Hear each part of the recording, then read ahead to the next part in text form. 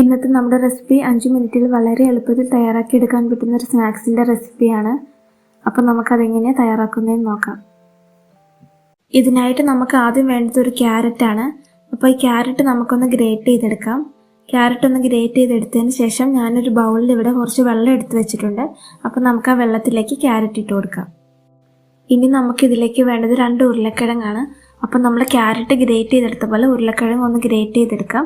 അതിനുശേഷം നമ്മൾ ക്യാരറ്റ് ഇട്ട് വെച്ചിരിക്കുന്ന വെള്ളത്തിലേക്ക് നമുക്ക് ഉരുളക്കിഴങ്ങ് കൂടി ഇട്ട് കൊടുക്കാം. എന്നിട്ട് നന്നായിട്ടൊന്ന് കഴുകി വെള്ളം ഒന്ന് കൈകൊണ്ട് പിഴിഞ്ഞിട്ട് നമുക്ക് എടുക്കാം.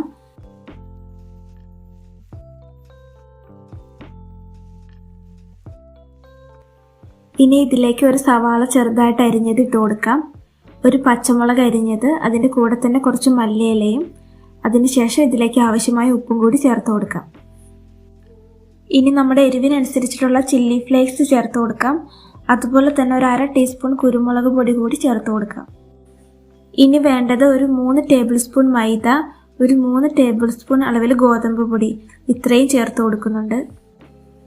ഇനി ഇതിലേക്ക് വേണ്ടത് 2 മുട്ടയാണ്. അപ്പം ഞാൻ ഇതിലേക്ക് 2 മുട്ട പൊട്ടിച്ചിട്ട് കൊടുക്കുന്നുണ്ട്. അതിനുശേഷം എല്ലാം കൂടി നമുക്ക് നല്ലപോലെ ഒന്ന് മിക്സ് ചെയ്തെടുക്കാം.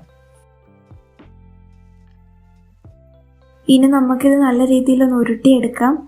അതിനുശേഷം നമുക്ക് എണ്ണയിലേക്ക് നേരെ ഇട്ട് കൊടുക്കാം. ഇതിൽ നമ്മൾ പ്രത്യേകിച്ച് എണ്ണയൊന്നും ചേർത്ത് കൊടുക്കേണ്ട ആവശ്യമില്ല, അല്ലാതെ തന്നെ നമുക്ക് കുഴച്ചെടുക്കാനായിട്ട് പറ്റും.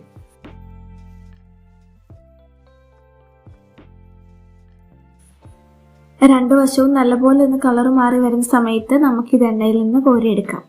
ഞാനിപ്പോൾ എണ്ണയിൽ നിന്ന് കോരി എടുത്തിട്ടുണ്ട്. അപ്പോൾ നമ്മുടെ സ്നാക്സ് ഇവിടെ റെഡി ആയിട്ടുണ്ട്. അപ്പോൾ എല്ലാവരും ഒന്ന് ട്രൈ ചെയ്ത് നോക്കുക. വീഡിയോ ഇഷ്ടപ്പെട്ടാൽ ചാനലൊന്നും മറക്കാതെ